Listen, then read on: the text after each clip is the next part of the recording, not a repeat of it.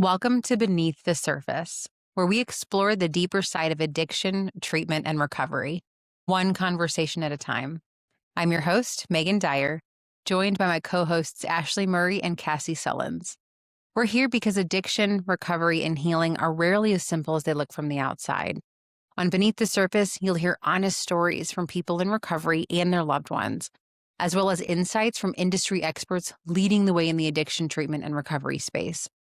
For our very first conversation, Ashley and I are joined by Rob, a Sauna Lake member who shares openly about his journey into addiction, the pain that fueled his drinking, and the peace he found on the other side of surrender. Let's dive in.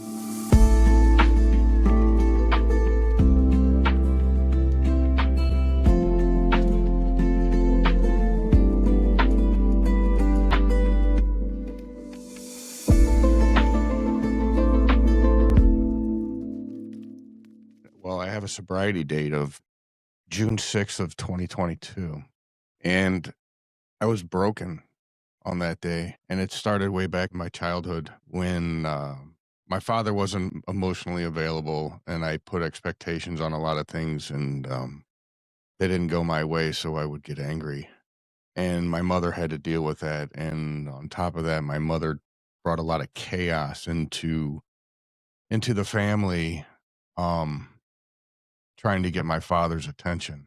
So it kind of put us in a burden, and I almost felt like when my sister was born, I was taking care of her, and I don't remember what my mother was doing. It's kind of I don't have a fond memory of that, but I remember taking care of my sister. So I almost I suppose I became the father figure at when I was like 5 or 6 years old. And that continued throughout my whole childhood. And then things happened around the house. I would seek negative attention. I would spend most of my times in school in the hallway or in detention. I would get made fun of a lot. And the thing about that, if I would have known better back then, it would have been I created that. I put myself out there and made myself a target for that just to get attention. Why do you think that was? Not getting it from home? Because I didn't get it from home. Yeah, it was just it's still something that I'm working on today. And I haven't quite grasped the whole concept, but I know it wasn't right. And that's probably one of the reasons why I don't have children today, is because I was terrified that they were going to end up in a family like mine. So that being said, I would do anything for attention. And then in high school, King Alcohol was introduced to me, and I couldn't stand this. My dad was a drinker. My mom wasn't so much a drinker, but she was prescribed a lot of medication, lithium and some hard stuff. And I couldn't stand the smell of beer or alcohol. It was just not appealing. And then I got together with some friends, and I was like, okay, acceptance time. If I do this, I'll be cool. And stole a couple of beers from my dad's fridge, and we went over to another friend of mine's house. His parents weren't home, and I opened the beer, and I took a smell of it, and I was like, this is repulsive. And then I took a drink of it, and I was like, ugh. Even worse. But then that phenomenon happened, that warm, fuzzy feeling of, I think the hair on the back of my neck stood up or something. And all I could do, I drank 2 beers, and then the guys ended up tying my shoelaces together and shooting me with a BB gun. And I left and went home. And I got home and I fell in the front door. My mom told me to go upstairs, and we talk about it later. Excuse me. So she didn't address it no, when you got home? no, she said, we'll talk about it later. And it got swept under the rug, like everything. Did she talk about it later? No. And then all they could think about after that was how to get my hands on more of it. And through high school, I ran into a guy who was in a youth program, and he 12-stepped me, and I went to a youth program. It was called Crossroads back when I was 16.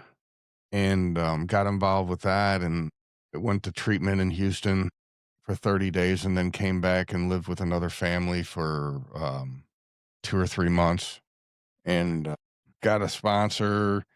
Didn't really work a program, but I lasted 4.5 years until my 22nd. I was 22 years old on New Year's Eve, and I went out with a buddy of mine, and went to a bar, and they were passing around the party drinks, the champagne, and we looked at each other and we just said, "Screw it," and we drank one, and then it was off to the races again, like you wouldn't believe. Now, did you think then, I probably don't have a problem anymore? That was Correct. 4 Yeah, years ago. I didn't think I had a problem until later on, but at that time it was just, I felt like it was the thing to do. It was like I'm having fun, I'm partying, we had a lake house, and I'd have 20 or 30 people down there, and they'd all be passed out on the floor, and I thought this was completely normal. This was life. Yeah, this was life for me. Or I'd go out and I'd wake up in an apartment and I didn't even know how I got there. And I just thought this was normal. It's that party lifestyle. Yeah. It's very glorified. I was just like, man, if I could just party a little harder, everything would be cool. And it was like a cool thing. It was like, man, I can outdrink this guy and I can outdrink this Right. guy. Especially at 22. Yeah. And I'm just like, well, that didn't start happening until later because my tolerance had to get built up. And Right. it was just like, by the time I was done, I was drinking at least 20 to 25 beers a night. And I'd wake up in the morning with a hangover every single morning, and I'd pop a Xanax just to take the edge off. And then I'd work, and I never drank at work.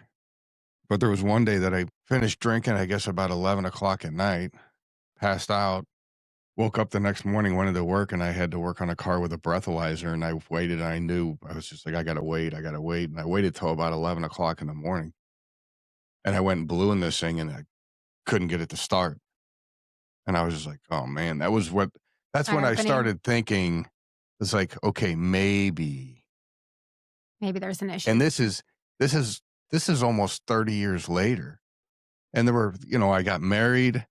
I put my wife through absolute hell and didn't even realize it. I went and got the papers and had her sign them to get divorced because I thought the grass would be greener on the other side. And that's where, and my mother passed away, and I did blame myself because she ended up in Section 8 housing, and every time that we would try to help her, she would not take it. So I got involved with a relationship with another gal, and, I thought the grass was greener, and that turned into an absolute disaster. I'm sorry, can you clarify? Did your mom pass away around the same time you got a divorce? Yes. Yeah. So a lot of loss right there. Yeah. I didn't have a great relationship with my mother, but I was, I would go down and help her, and she was still my mother, and I did care about her. She just wouldn't help herself. And even in active addiction, I would realize that, but I didn't see it for myself because I was stuck in such a delusion that it was just normal. It's like I could not do anything wrong. It's everybody else's fault. Blame everybody for my own problems. So that was towards the end, and I remember we went down to clean her apartment out, and I drank a lot, and then this gal I was dating, I got involved in another relationship, and within 3 months, her and her son had moved into my house. That was a great idea, and I was seeking someone to take care of me so I could drink more, and that's exactly what she did. And then there were some instances with her family where I had acted out and said some things that I should not have said, and her family started actually texting her about my behaviors, and then she texted me about my behavior, and I still have that text message that she sent me, and I get to read that today to remind me of how it was.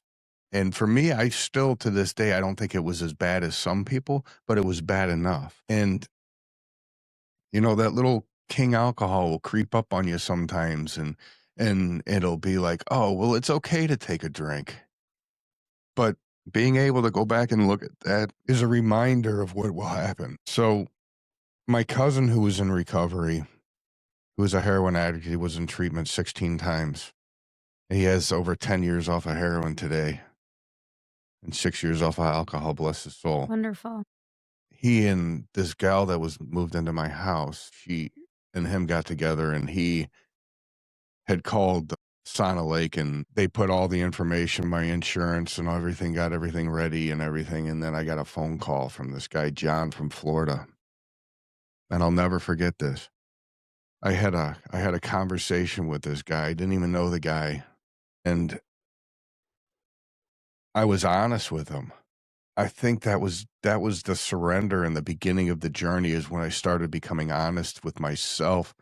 And I could tell someone else that, yes, I have a problem.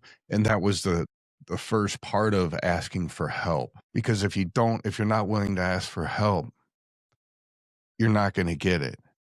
Did you know that they had contacted Sauna Lake? Or No, I had no idea. wow, so They just put the phone on my ear and say, hey, there's somebody that wants to talk to you. wow. And in that moment, like what do you think it was that prompted you to just let go and be honest? I was sick and tired of waking up in the morning, hoping that I would die every single morning. That was my life for about 2 or 3 years, of just waking up. And there was a time where 10 years prior to that, I had an incident with my wife, my ex-wife now.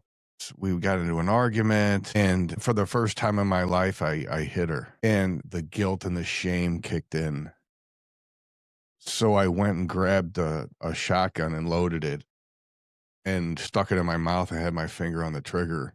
She talked me out of it. And that was just part of, addiction and the delusion throughout my life, up until that point where I talked to John, and I told him, I was like, I'm not ready to go right this second. And that was on a Saturday. So Saturday night, I decided I was going to drink my whiskey collection. I tried. It didn't work. I was up until 4 a.m. trying. I think I drank myself sober. I didn't think that was true either, but it is. What do you mean by that? Where you just drink so much and you just don't get any more from it. It just flatlines, and it's like, okay, that's it. And you don't pass out. And I remember everything. It was the weirdest thing. And, I didn't black out that night, and maybe that was a sign. I think it might have been. So the next day, John called me again, and I didn't answer the phone.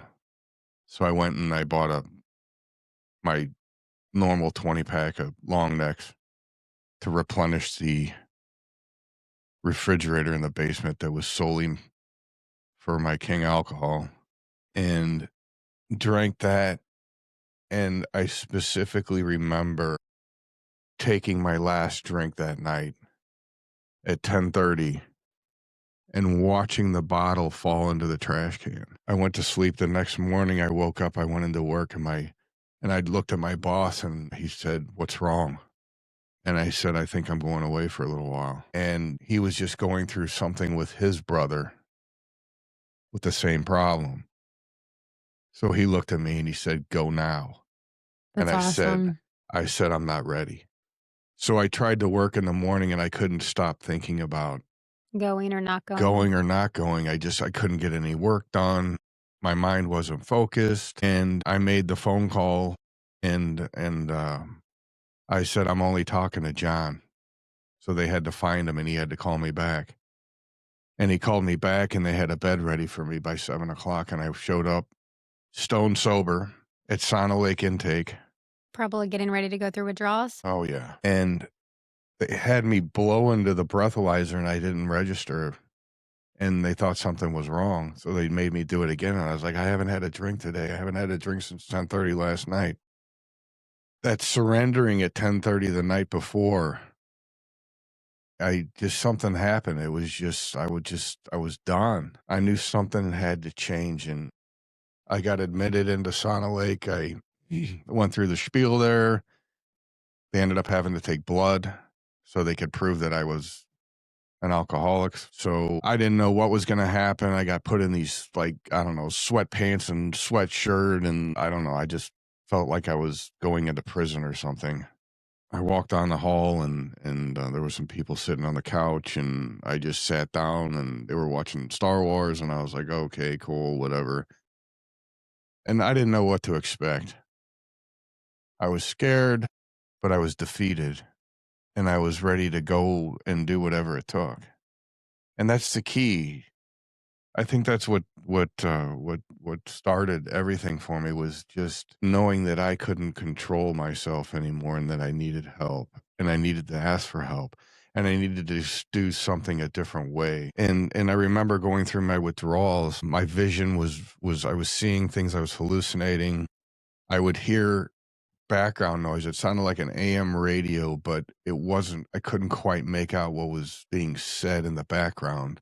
And it was just very eerie. And I remember after about a week and a half, I was sitting outside, and then all of a sudden my eyesight, the blurriness and the haze and the fog started lifting from my eyes. And it was like switching on an HD TV. It was like Clarity. it was clarity, and I could hear the birds in the background, all these things that I was blocking out, and it was just like, wow, this is amazing. I remember that moment. I had a very similar experience. It was like you just, all of a sudden, I could see every leaf on the tree. Yeah.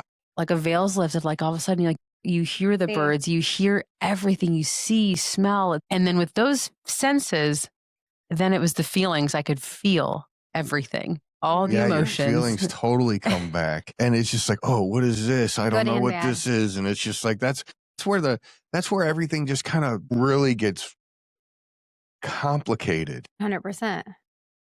And that's what keeps people returning to you sometimes. Yeah. Not wanting to feel these right. Because things or that feeling, experiences. and you know what? I'm so grateful that I get to do that today. How did you handle that when I all that sat came in it. back? So you just have to sit in it. I mean, I tell my sponsees, I was like, when you're having a rough time or whatever, sit in it, feel it, because you're not used to it. And the more you do it, the Yeah. more your brain learns how to deal with those feelings. Because when we're in active addiction, all we're doing is pushing those away, and we don't feel anything. And I did that for 30 years and then come straight back. It's like coming out of the Matrix. It's like, do I take the blue or the red pill? Right. And I'm glad I took the blue pill, because I don't get to go back. I get to know what life is about today. I get to do things. I don't have to do things. I get to do them. And there's a lot of things I do that I don't want to do. And the more I do them, the better it is. So my biggest thing about going to inpatient, I listened. I became vulnerable, which I think is very vital, is talking about things the way they make us feel with another human being, because I practice the AA 12 steps, and it's like doing a 4-step and then doing the 5th step, and you get all that stuff out. And the key is to share it with someone else, so you don't have the power to hold on to it anymore. And there's so many people that they start on their 4-step and they get uncomfortable and they go back out. And the key for me was to just stay in it and get it done. And ask questions. Everybody's like, well, I'm going to do the perfect 4th step. And it's like, well, there is no perfect 4th step, Right. because you're going to remember stuff a year from now. You're going to need to redo it. And then we get to do the 10th step. Right. And it's just a reprieve of, everyday life. And those 2 parts of the 1st step, the part of admitting that we're an alcoholic. But the second part is the hardest part, is knowing that it makes our life unmanageable, and accepting that it makes our life unmanageable, and being honest enough with yourself to understand that. I didn't really understand the whole God thing when I first got sober, but I remember sitting in a outpatient group up at Behavior Wellness, and we were talking, and it was just one negative thing after another negative thing after another negative thing, and I'm just like, man, what the heck? All right. So I shared, and I just turned into Mr. Positive, and I saw the whole room just switch, and everybody started sharing about positive things, and I felt something come over me. It was just, it was a sensation of peace, of knowing that, yes, there has to be negative, but there's always a positive in the negative, no matter what. And I remember just thriving off negative, and now I see something negative and I ask, I'm like, okay, what do you want me to see here? What am I supposed to see here? I'm actually looking for it. I'm seeking it. And at the end of how it works, they say God should and would if he were sought. You have to seek. You have to see it. You have to open your eyes and be open-minded. And that's another thing that I live by is 3 things: is honesty, open-mindedness, and willingness. Because all 3 of them go together. If you're not doing one of them, you're not doing any of them. What does that look like for you today? I'm going to tell you, the minute I take responsibility for my own actions is the minute I became my own superhero. It changed my life to be honest with others. I don't have to lie. When something happens at work, and life happens, things happen at work, and then sometimes I forget to pause, and I leash out, and I say something I shouldn't, but I get to go back. And notice I said I get to go back and make an amends right then and there. And that's a gift that the program has given me. And this is just, it's like waking up again. It's like, man, well, I've been missing this my whole life. And, you know, I'm 51 years old, and now I'm 54 years old. And another thing that happened that was really cool in my life is my father and I kind of had a really kind of close relationship, but he was always emotionally unavailable. And I got to make amends with him for taking advantage of him, for stealing, manipulating him. I got to make an amends with him, and I shared what it was like now with him. And I thought I saw a tear come out of his eye, and I got to have a relationship with him for 2.5 years, and he passed away just this past January. And when he went, I was sad But grateful. but grateful. Yeah, it was like I got to spend 2.5 years with him, being present, and I got to show up. Absolutely. Was he still struggling with alcohol at this stage of his life? Yeah, he was. Yeah. He passed away with his martini sitting right next to him. And yeah, that was it kind of changed my life, because if you don't do the things you love, you're never going to do them. And I saw him just do the same thing every day and just exist. And throughout my using, that's all I was doing, was just existing. And now I get to go out and I get to experience things in a different perspective. I get to have real conversations with people. I get to watch other people grow and go through the same thing that I went through. And if they're willing to do whatever it takes, I get to watch that. And sometimes it takes watching someone else do it, because you don't even realize it until you see it in somebody else. That's absolutely true. Did you say that you're a sponsor to individuals now? Yeah, I sponsored 3 guys, and one of them's got a year, another one's got 90 days, and the other one's got 90 days, and they're all just doing the deal. And it's a constant reminder every single day.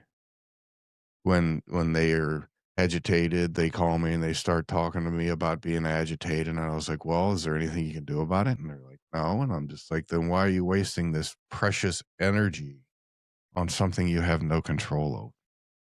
And it keeps me sober. I thank them for keeping me sober every single day. And I tell them, I was like, I'll learn just as much from you as you learn from me. And that's so true. Did you start your journey with a sponsor, like when you I did. I had one picked out. I saw a guy come down to Sana and speak, and I had him picked out, and he, I didn't see him again, but I knew where his home group was. So as soon as I got out, the next day, I got out on a Tuesday, and the meeting was on a Wednesday. I went down there and I showed up, and I couldn't find my way into the church, so I had written down this guy's phone number that was at the meeting, and I was like, how do I get in this place? So he came out and he met me outside and brought me downstairs. And that night I ended up getting a sponsor, and I started the steps right away. I did my 4th, 5th step, did 6 and 7, started on 8. Then I saw another guy speak that came down to our home group, and he lit a fire under me, and I liked what he had to say, and I liked how he approached things. And so I talked to my current sponsor, and I asked this other guy to be my sponsor. And since then, God put my first sponsor in my life for a reason. And then I felt like I wasn't going anywhere. Like you had plateaued? Yes, and I needed something more. So I saw this other guy, and I went and I asked him, and the first thing out of his mouth, he said, "Are you willing to do whatever it takes?"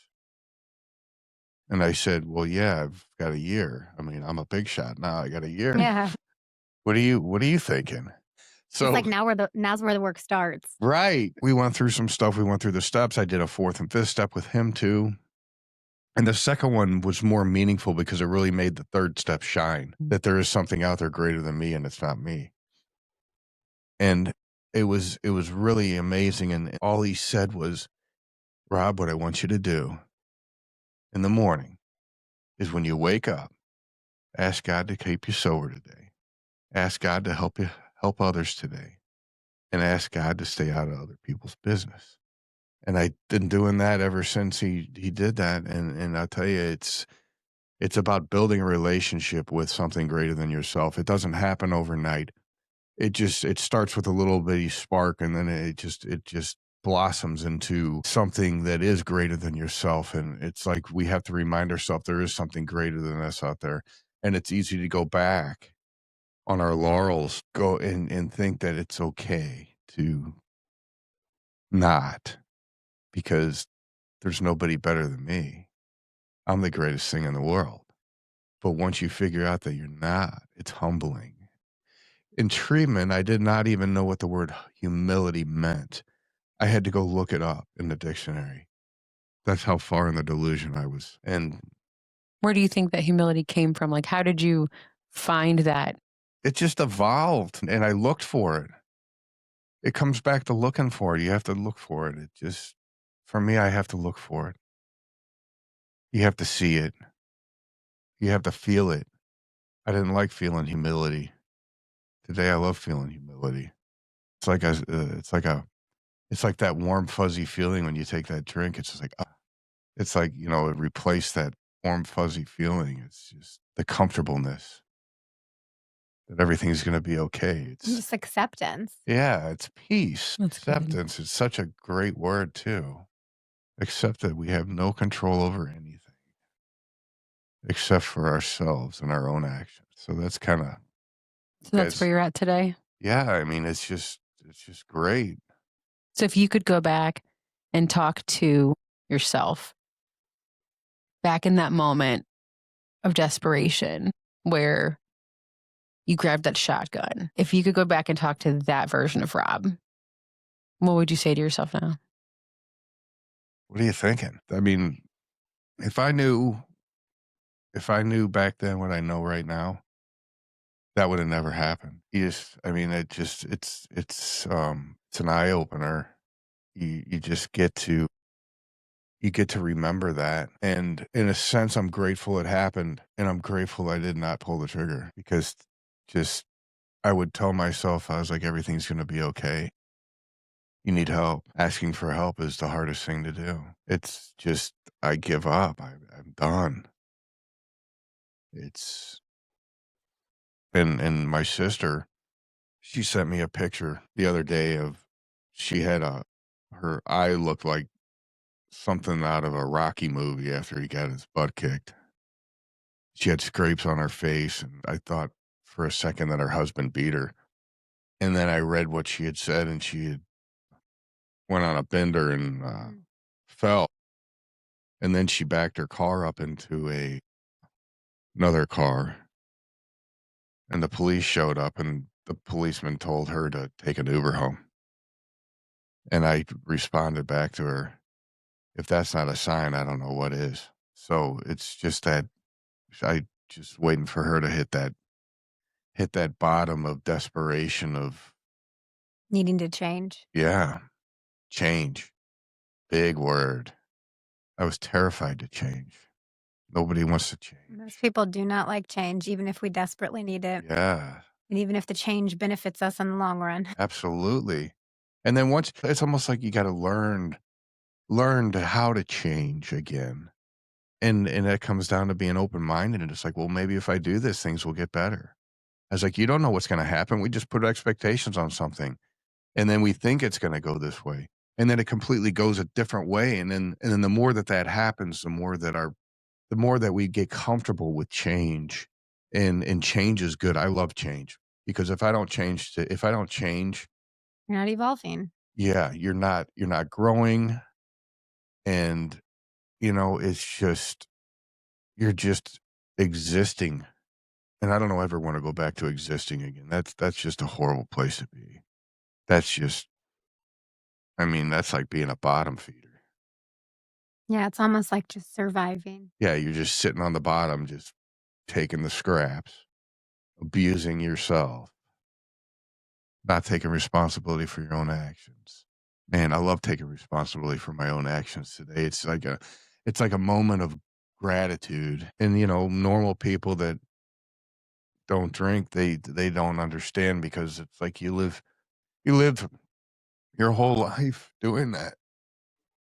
And when you start doing it, it changes everything. When you start taking responsibility. Yeah. You don't have to live in that shame, that denial of lying to yourself every single day and believing the lies.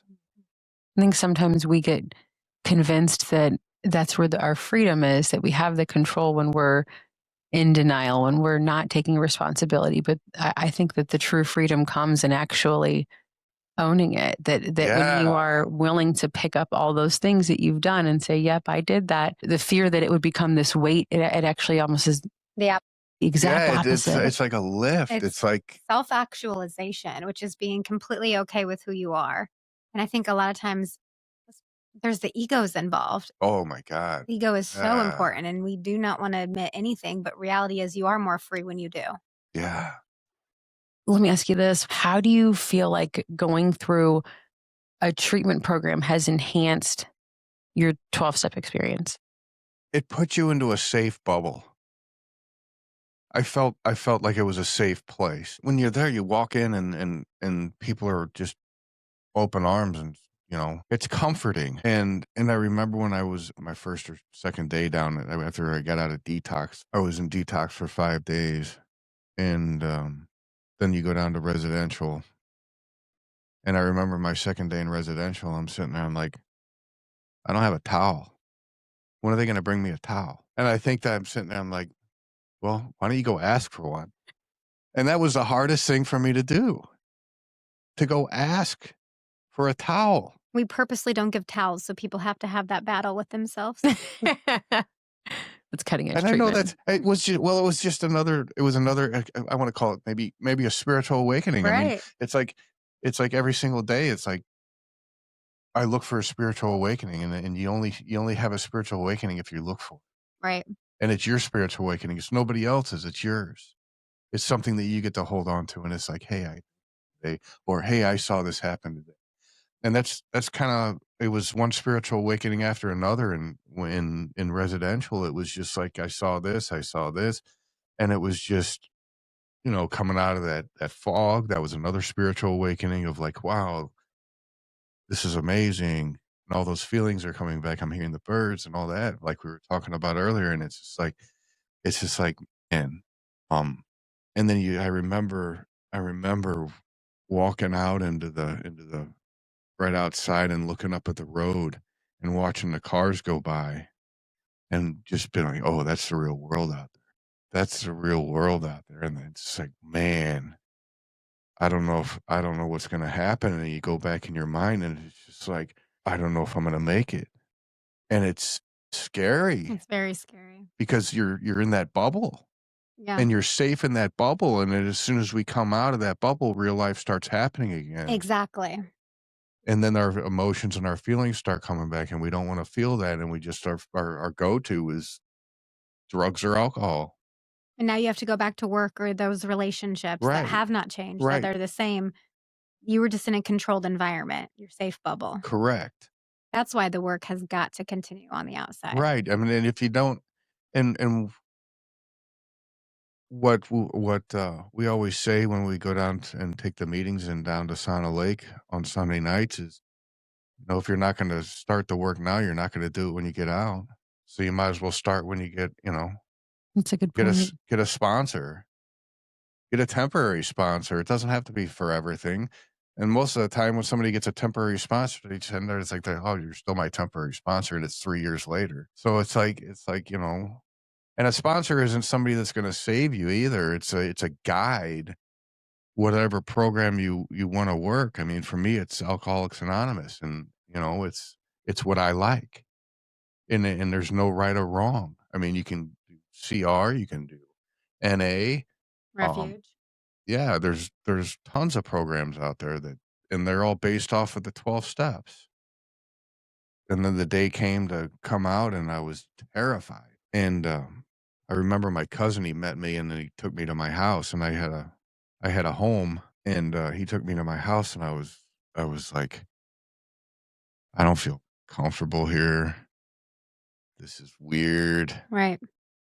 This is where I typically drink.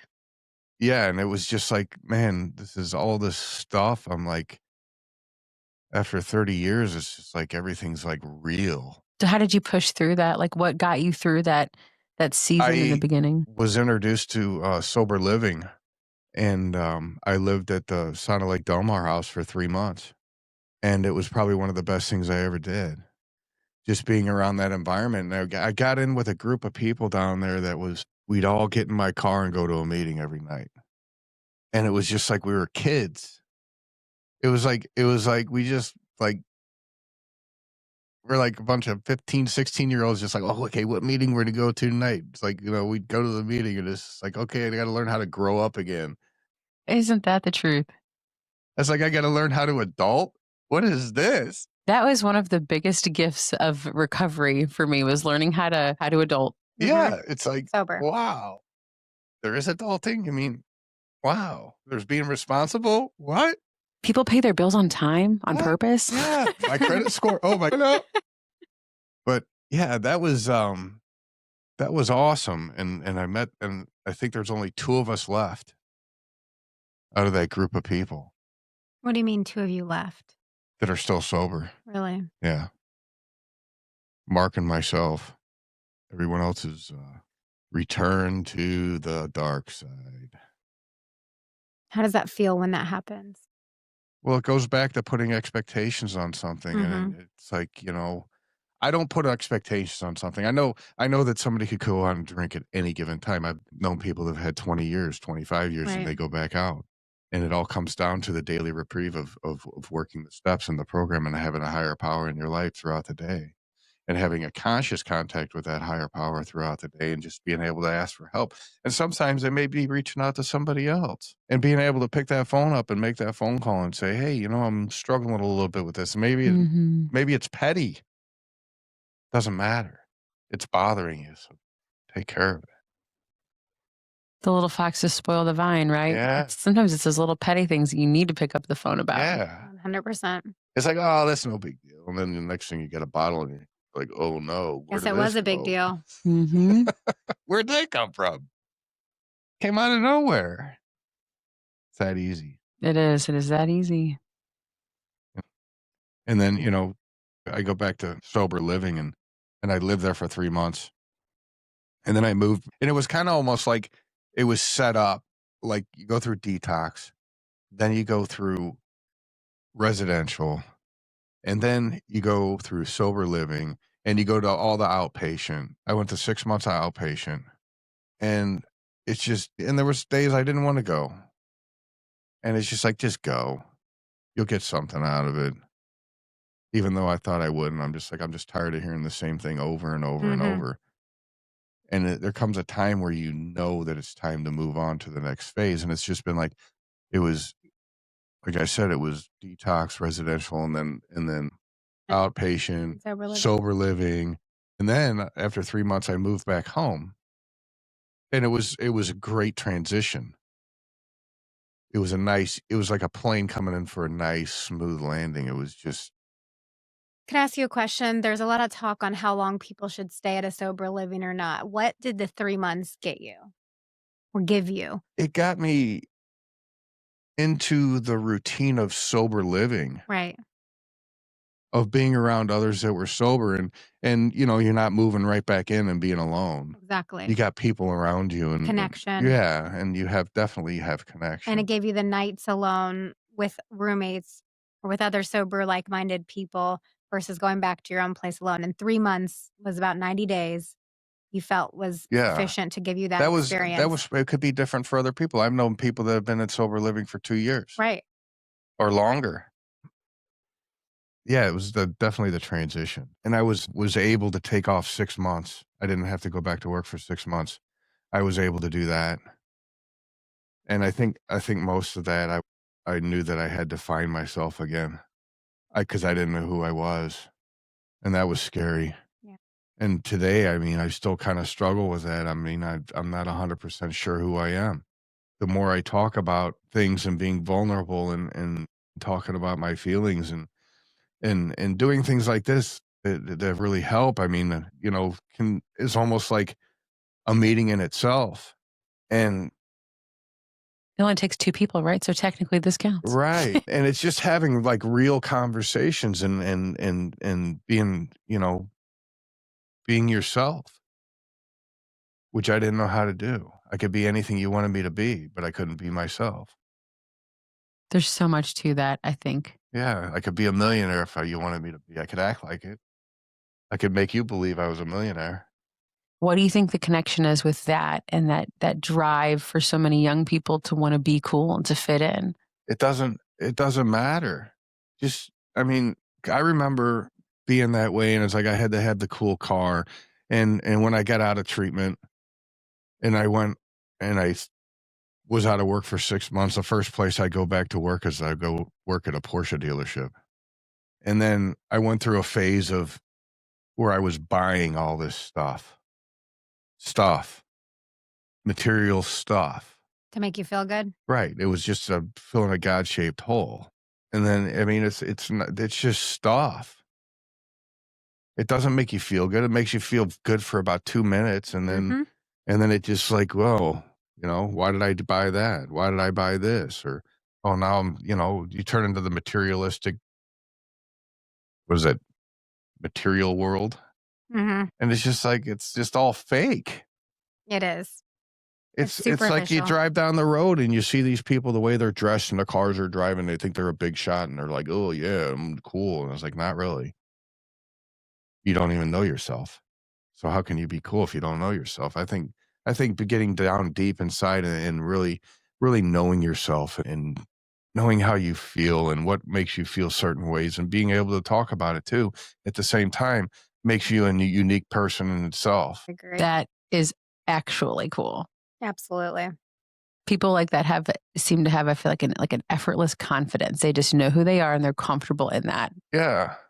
Good and or if bad. you don't like it, That's okay. You hurt my feelings. No, I used to hurt my feelings because I allowed you to hurt my feelings. Nobody can hurt my feelings except for me. I mean, people can be very, very ignorant. They can say very, very mean things, but it comes down to, it was a book I read. It was called The 4 Agreements. It's my favorite book. And it talks about don't take things personally. Ever. And it's so hard to do because we want to be accepted by everybody. I mean, I want to be everybody's friend. I want people to like me. I don't want anybody to hate me, because when people hate me, I hate myself. But being okay, and sometimes I still feel that way. I'm not going to lie. I mean, Which is it's just, normal too. it's just life on life's terms. It's, just part of life. It's like, okay, I feel that way. Well, why do I feel that way? And then you get into, well, what caused it? What did I do? What was my part? And sometimes you get lost in that, where it's like, what was my part? Okay. Then you start thinking about it, and it's like, well, I can't figure this out. Well, why can't I figure this out? Well, because you're not supposed to. Maybe there's nothing to figure out. And Maybe you're overthinking. Yeah. I always ask, is there another way to look at this? For most things in life, if you're taking something personal, is there another way to look at this? And normally there is. Normally it has nothing to do with you. Right. But we make it, because we're so self-centered. It's like, it's all about me. Yeah. Is everybody looking at me? Oh, I got to make some noise over here. Everybody's worried about themselves in their own head, about their own ego. Once you realize that the world is not thinking about you, it's so funny. It is. It's freeing. It's almost like, oh, thank God. It's like, I don't have to worry about that anymore. But that's another gift that this has given me. I mean, just the whole program through start to finish, and it never finishes. It's like when you graduate, you're not even at the beginning yet. They give you a certificate, and it's just like, oh, you graduated. It's like, what? I'm just getting my feet wet. I'm not even started. I'll never be done. Nope. No, and that's the right that's the right outlook, in my opinion. It's like I see people come in and on a Sunday night, and there's like, they ask a question. Isn't there just some pill they can give me? And I'm like, yeah, sure. It's right in front of you. All you got to do is see it. What message do you have for the person out there still suffering? Be kind to yourself, because we beat ourselves up so much. We're our own worst enemy. And if it feels uncomfortable, do it.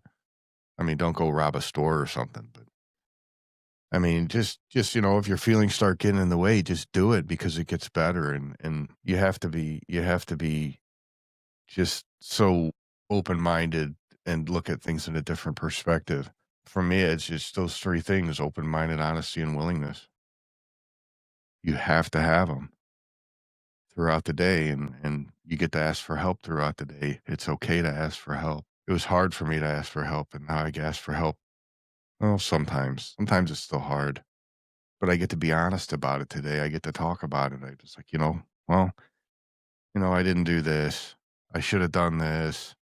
And you're still gonna fall, but we get back up, and it's all about learning. It's like, we don't get anywhere in life unless we make mistakes and learn from them. And that's where I'm at. I'm about, making mistakes and being like, oh, well, that was dumb.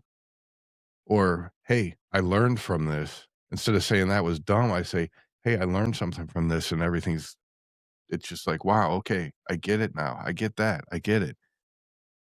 And the longer in sobriety, the harder it gets, I think, to stay connected, because sometimes I just want to go isolate.